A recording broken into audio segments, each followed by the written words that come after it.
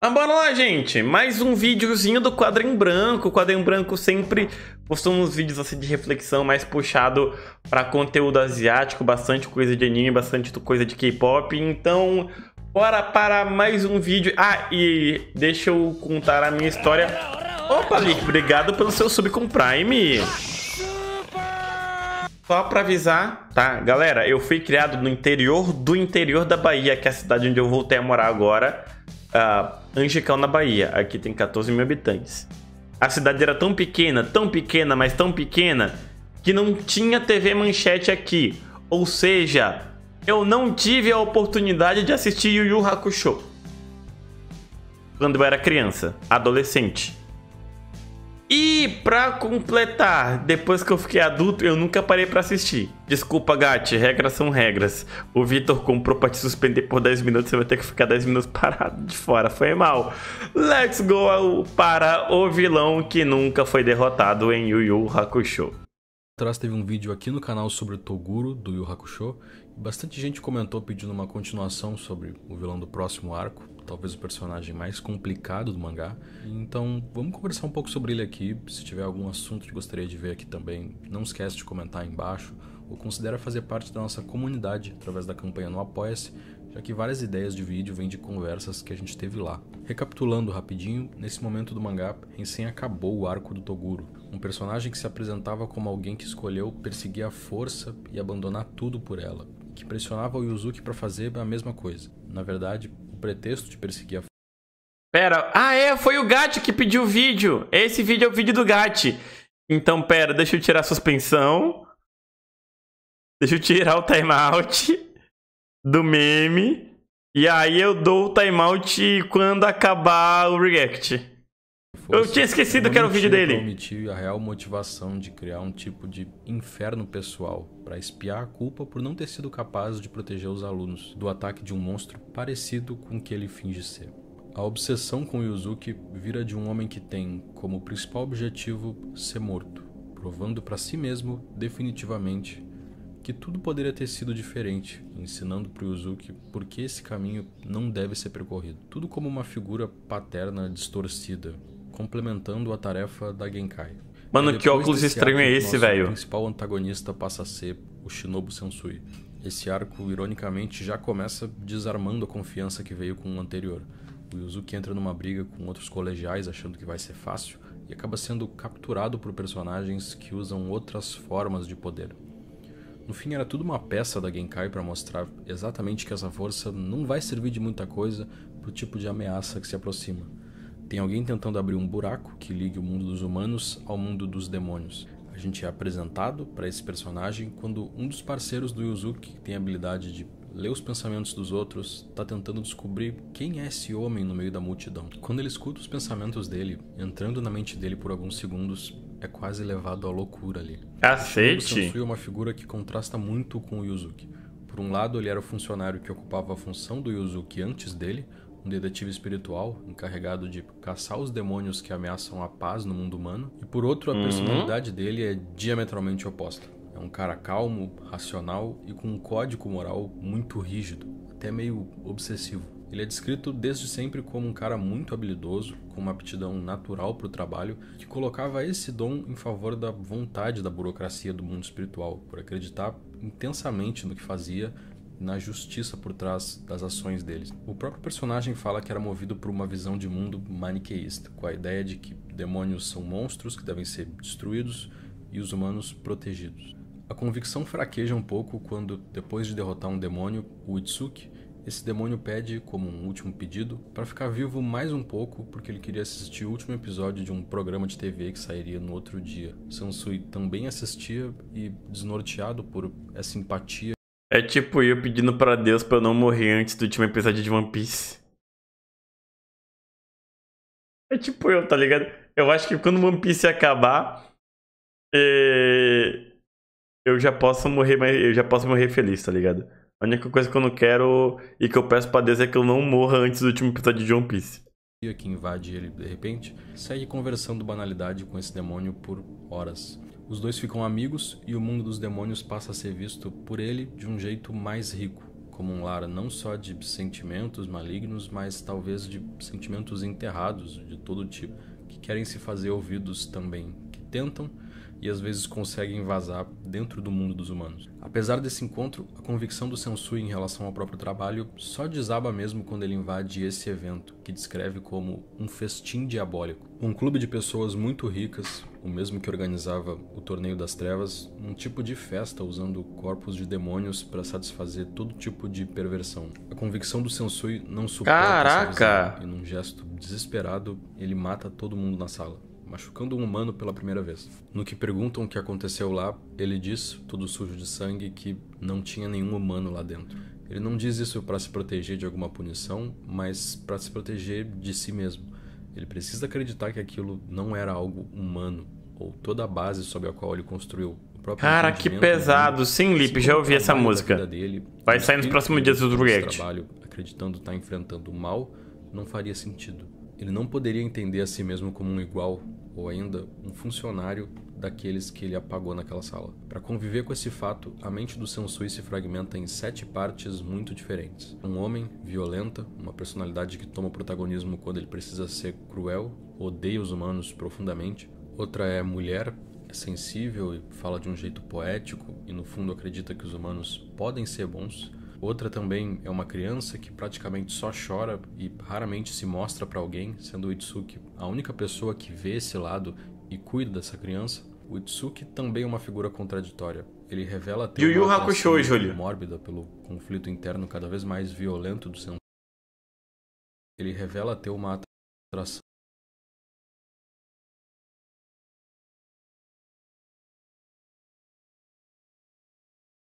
Mano, eu vi.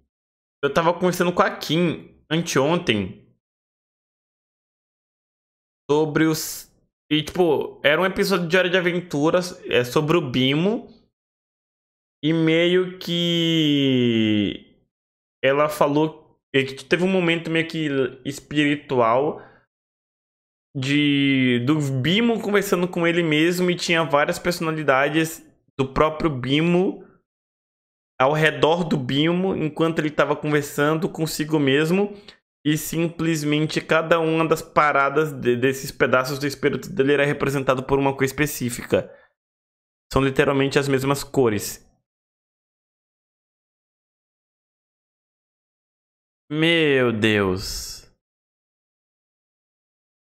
Mano, a minha mente acabou de dar uma explodida gigantesca. Mostra pra alguém, sendo o Itsuki a única pessoa que vê esse lado e cuida dessa criança. O Itsuki também é uma figura contraditória. Ele revela ter uma atração mórbida pelo conflito interno cada vez mais violento do Sensui, mas pro Sensui é como se esses desejos do Itsuki não fossem menos legítimos do que os desejos humanos que agora ele conhece. Não faria sentido um ser entendido como racional e se manter na luz, e o outro precisar ser enterrado ou eliminado. Depois do trauma, Sensui fica obcecado com esse lado sombrio da humanidade e vai atrás do Capítulo Negro, uma fita que contém milhares de horas das piores coisas que a humanidade já fez. Depois de assistir, que ele desenvolve a convicção que antagoniza o arco, a de que a humanidade não merece existir ou ser protegida. Para o Sensui, os demônios são seres sinceros em relação à própria natureza. Eles são o que são e exercem isso. Enquanto os homens dissimulam ou não têm a exploração ou a violência como parte da natureza, mas fazem mesmo assim. O caso máximo é... Cara, que pesado e extremamente realística essa análise do vilão. Uau!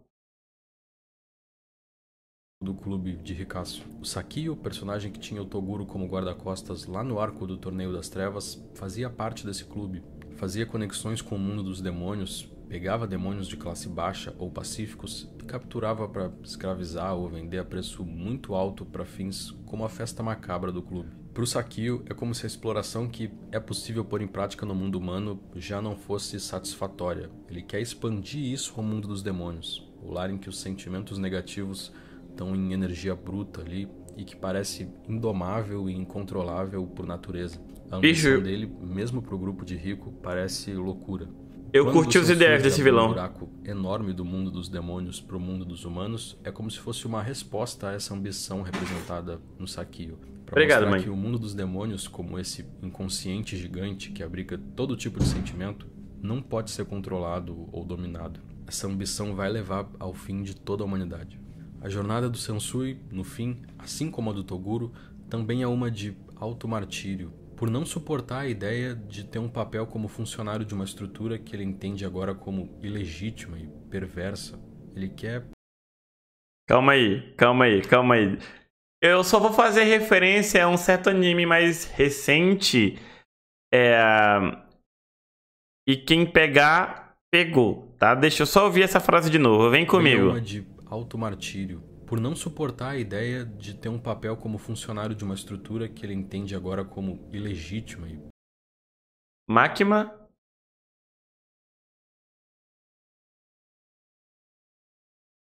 Dendi? A hora vai chegar, certeza que vai chegar. Perversa. Ele quer, mais do que qualquer coisa, entrar no mundo dos demônios, enxergar o mundo Tem deles, isso em One Piece também. e ser morto lá pra encontrar. O Aokid, eu sou péssimo com nomes, é o Aokid, né?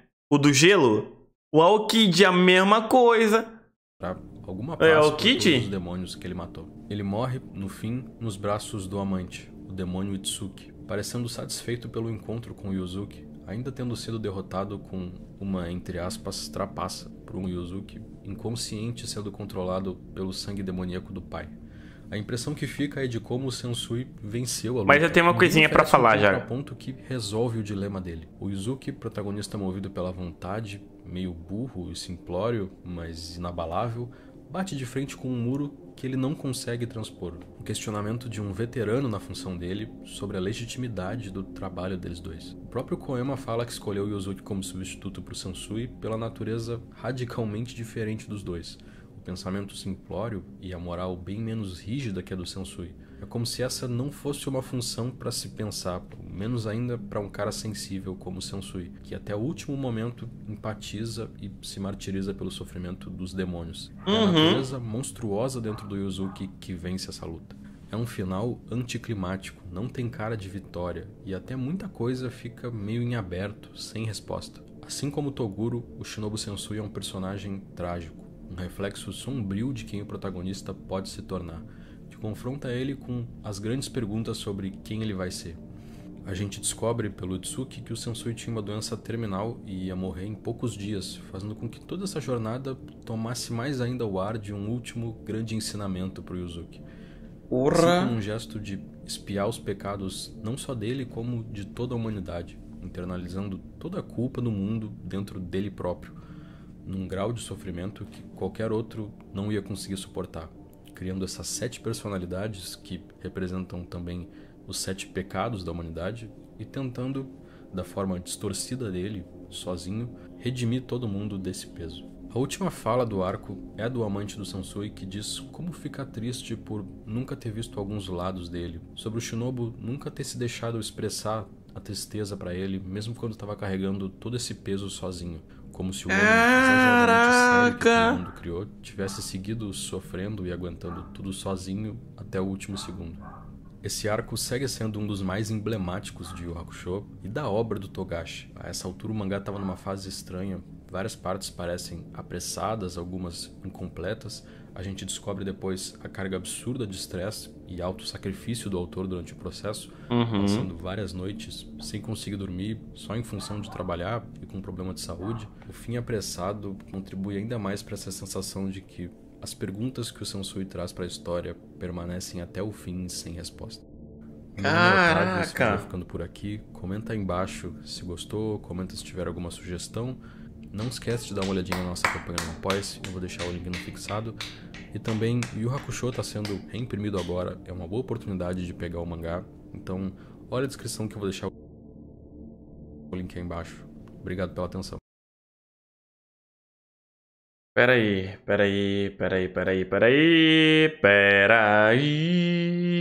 Eu queria assistir esse anime, mas minha mente me prende muito a não experimentar coisas novas. Vitor, se esforce. Vale muito mais a pena. Quando eu era adolescente, eu simplesmente tinha esse tipo de pensamento, tá ligado? Vou ficar na minha zona de conforto, não quero saber de mais nada, só quero curtir a minha vida, só quero curtir as coisas que eu sei que são legais e é isso. Depois de uns anos, ainda mais por causa do canal de React e tal, eu acabei percebendo que, pô, eu perdi tanta coisa boa nessa vida, tentando ficar preso só no rock, xingando tudo que não é rock, tá ligado? Nossa, não, nunca vi Cowboy Bebop. Mas, gente, eu tenho uma pequena reflexão aqui pra puxar, já que a minha memória fez essa ligação. Tem o Sensui, né? Tem simplesmente esse fato de que ele percebeu que ele fazia parte de uma organização que é levemente hipócrita e tudo mais, né? Devolve esse ponto pra ele aí, ô bagunça. Devolve esse ponto. Eu tava vendo um react com um vídeo de K-pop no seu canal, aí você começa a falar, a galera do K-pop continua me ensinando o saco pra escutar. Enfim, qual é o meu ponto, né? Do Sensui e tal, de fazer parte dessa instituição regulamentada do governo de forma hipócrita e tal, pra poder regular os demônios e tudo mais. Makima. Denji vai notar em algum momento. Em Chainsaw Man. Okid em One Piece. Eles estão começando a enxergar a quantidade de referências que isso é feito. Pra quem não tem noção nenhuma, gente, um dos países em que a jornada de trabalho ela é mais exigente, mais degradante e mais destruidora de estabilidade psicológica é no Japão. Pra quem não sabe, o Japão tem uma das maiores taxas do mundo, muito por causa da dinâmica agressiva e predatória pra cima dos trabalhadores comuns, tá ligado? Dos trabalhadores do dia a dia, da galera de escritório e tudo mais. Aí você simplesmente vê isso em Yu Hakusho, que não conhecia. Você vê em One Piece. Você vê agora em Chainsaw Man. E você ainda quer me falar que anime não tem que ter crítica social, que não tem que ter contexto sociopolítico, pô. Todo anime que tu gosta, não todo, mas a grande maioria dos animes que você gosta tem isso. Mas como você é apenas... Não tô generalizando, tá? Mas como tem muita gente que só quer bater punheta pra peito grande, que só gosta de ver lutinha e sangue pra tudo quanto é lado, a pessoa não enxerga. Tá ligado? É impossível, cara. É cheio de crítica social, tem política em tudo quanto é anime, e você que não enxerga, entendeu? Fundamentalmente é complicado. Mano, eu até vou recomendar pra você, queridinho, queridinha, tá ligado? Se você enxerga isso ou não, tá ligado? Da mesma forma que eu enxergo. Tem um cara que eu acho incrível, crítico de cinema, PH Santos. Ele nunca tinha parado pra assistir um anime, uma animação com esse conteúdo, com essa pegada de análise crítica, tá? Ele fez uma série de vídeos analisando e comentando Chainsaw Man, que foi o primeiro anime que ele parou pra fazer esse tipo de análise. E, mano, se um bendito de um crítico de cinema conseguiu enxergar isso no primeiro anime que ele parou pra assistir, e você que assiste anime há 10 anos não percebe,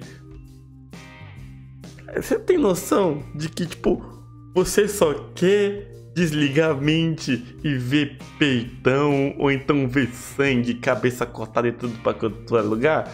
Se tu abre a mente, se você se esforça pra enxergar essas críticas sociais que tem o tempo todo no Japão, você se diverte, você aprende, você evolui. Vai me dizer que One Piece é político? Ô, Eric, eu só não te mando pra aquele lugar porque tu é meu amigo. Cara, eu de verdade não sabia que tinha personagem assim em Yu Hakusho. Eu tenho uma leve curiosidade pra assistir, mas o problema é tempo. Tempo me falta. Tempo é complicado. Eu queria muito ter tempo pra ver tudo que vocês me recomendam, mas não dá, cara. Eu queria muito, mas não dá. Enfim, povo, você que tá vendo esse vídeo no YouTube, obrigado pela sua companhia. Tenham todos um bom dia, boa tarde, boa noite. Eu não sei em que momento esse vídeo será publicado. Até o próximo e eu fui. Tchau, tchau.